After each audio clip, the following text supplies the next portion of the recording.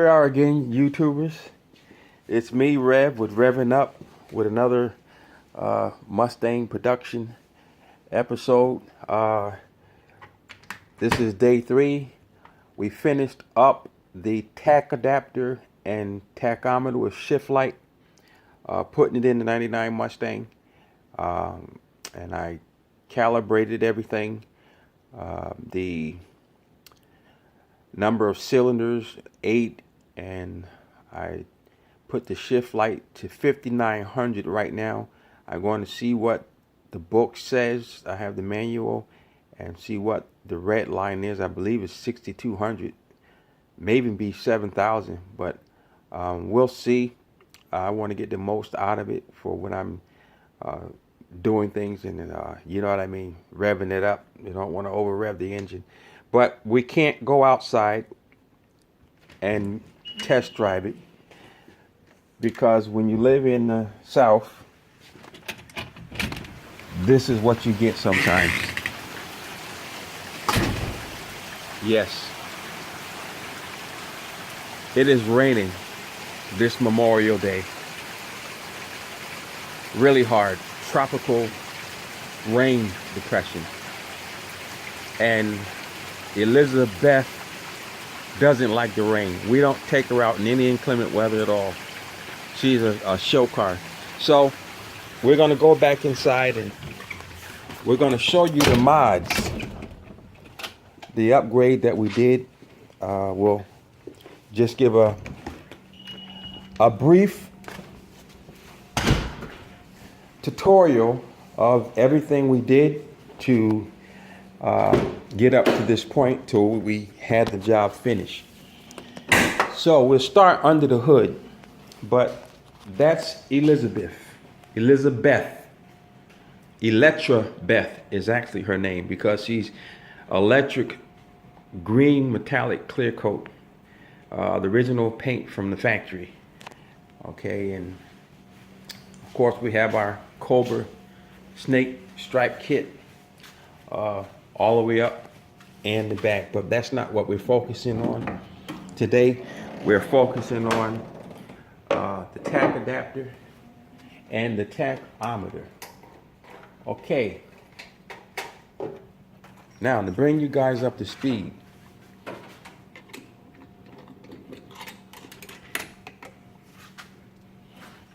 this is what we had to do.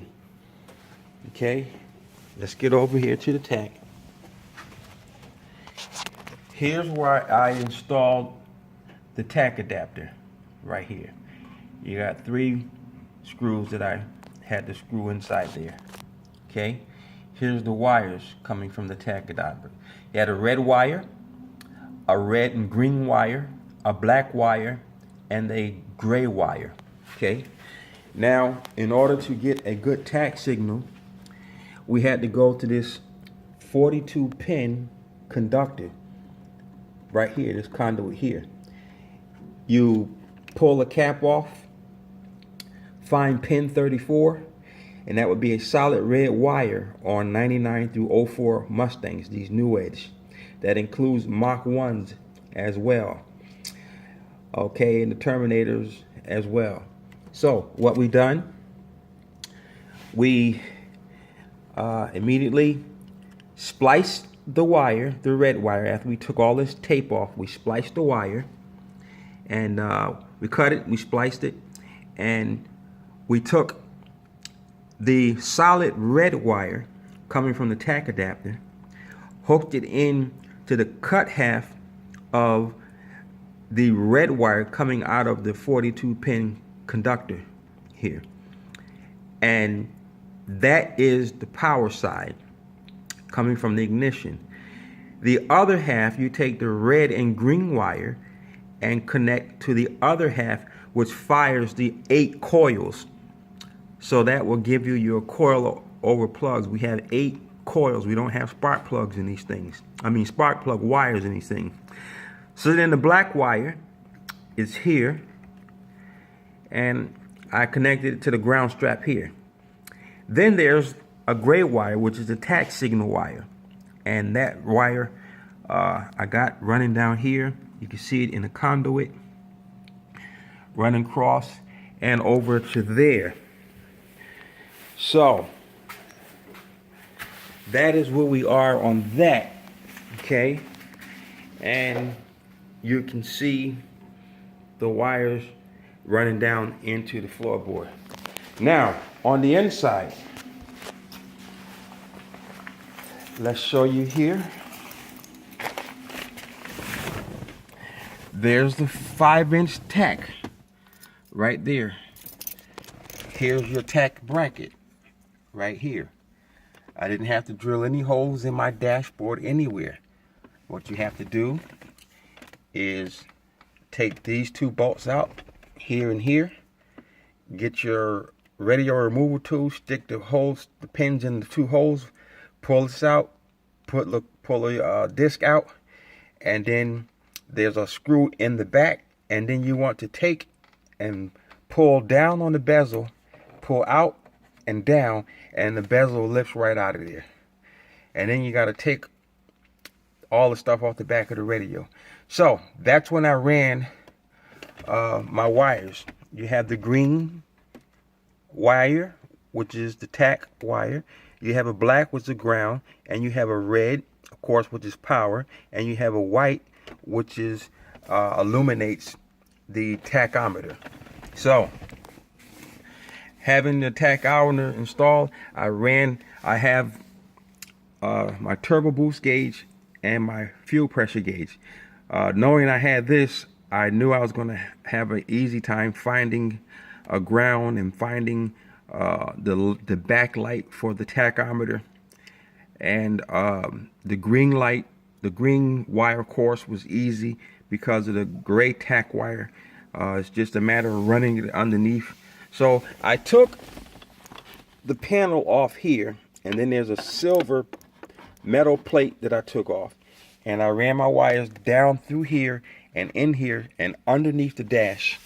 They're all connected, and I had to take the driver's side kick panel off because this is where my wires run from here.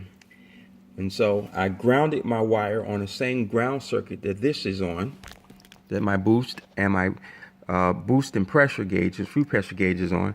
And I also used the light, the backlighting that lights these functions up with that. And I found that down there. And what I did is when I found the wire, I removed the insulation back, got my test light, and then when I hit the test light, nothing happens. But when I pull up the headlights, boom. So I knew I had the right circuit. So then my test light lit up. So I knew to splice into that wire. And then I have a wire under there that runs to the number 18 fuse underneath, which is a 15 amp fuse. So I have that running this, my auxiliary water pump, and my tach. So now let's show you that the tach work. I'm not going to start the car up in the garage, but we'll see. It'll go from 0 all the way up and back down, and that yellow light will come on.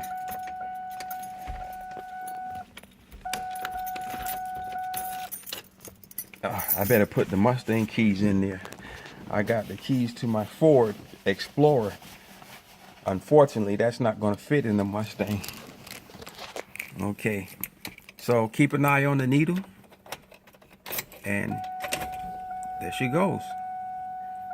Okay, now if I want to see what my RPM is set at, all I do is just hit the light and watch it goes to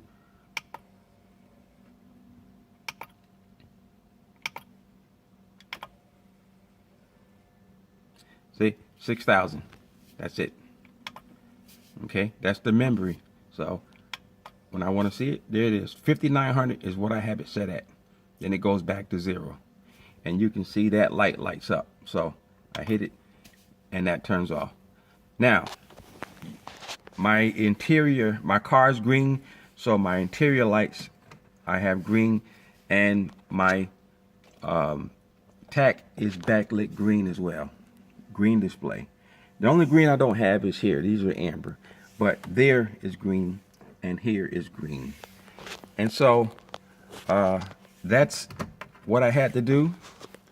And I think tach is in a pretty good location there. Plenty of room. It doesn't block my AC. And I can see over there, it's in a perfect location. I think it looks good. Nice and sexy sitting there. Yeah. So, that is that's what we've been accomplishing the last couple of days. And we have that all finished. So, we'll just look at that beautiful engine, the new Morso intercooler reservoir I installed chrome. Okay. And I just like the wiring, how I done that nice and neat and connected into the 42 pin and ran everything through conduit. As you can see, there's more conduit wire right there. There's the radio removal tool right there. I keep stocked up on pretty much a lot of electrical things. There's test leads right there. There's a charger, all my power tools right there. And there's where I get all my power from. I have cords all over the place back there. Another cord over there. There's my air compressor. I got a tire changer right there. There's my tools and everything over here. More tools. So, yeah, I like it. We have got everything buttoned up and everything is together. And I think she looks good. I can't wait till I get a nice day to get out there and crank it up and get the tach. Make sure she's doing what she's supposed to do. But yeah, she's all set and ready to run. We just need a nice day. All right. Thanks for watching. I hope you learned something, that all 99 through 04 Mustangs, GT, Cobras, or Mach 1s, in order to get a good tach signal, you have to use a tach adapter. And I got mine from UPR. They're out of Florida. I paid $34.99 for it. It was here in 2 days. And I got the tach adapter the tach meter from Equus. It was $119. I got it through O'Reilly's with 20% off, or else it would have been over $160, $70 something. So I got it for $119 with the shift light. So I'm happy with that, and I just can't wait to get out and start hot riding. Yeah. Electrabeth. She's staying out of the rain. See you later, baby.